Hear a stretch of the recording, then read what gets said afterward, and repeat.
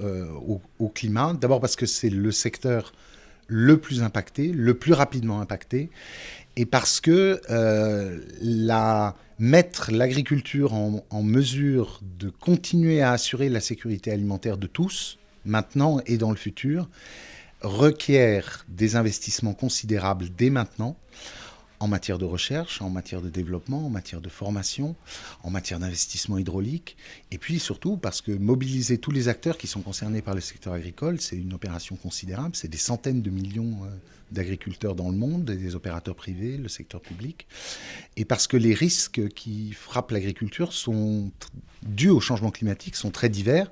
Il y a à la fois l'impact direct des variations climatiques et puis aussi l'impact du climat sur les maladies animales, sur les parasites des plantes, sur les écosystèmes dans leur ensemble, sur les pollinisateurs, qui tous vont avoir un impact sur l'agriculture à un moment ou à un autre, ce qui a un impact à son tour sur l'économie des pays qui dépendent de l'agriculture, et parmi ceux-ci, les pays les moins avancés.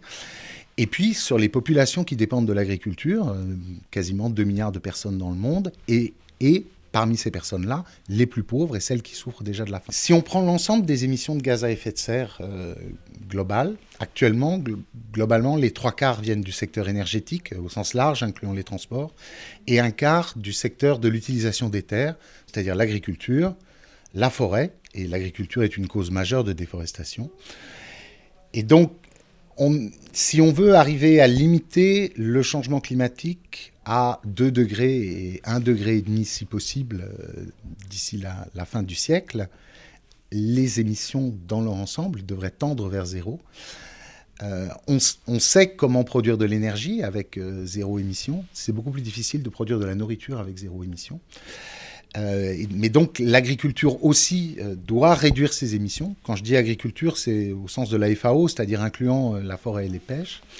Et les forêts et le secteur agricole dans son ensemble ont aussi cette caractéristique de pouvoir stocker du carbone, et c'est un des seuls secteurs économiques à pouvoir le faire. Donc dans ce contexte-là, les secteurs agricoles dans leur ensemble ont aussi un rôle majeur à jouer dans l'atténuation du changement climatique. Ce sont aussi des secteurs qui peuvent produire des énergies renouvelables, qui est aussi un moyen de réduire l'impact du changement climatique.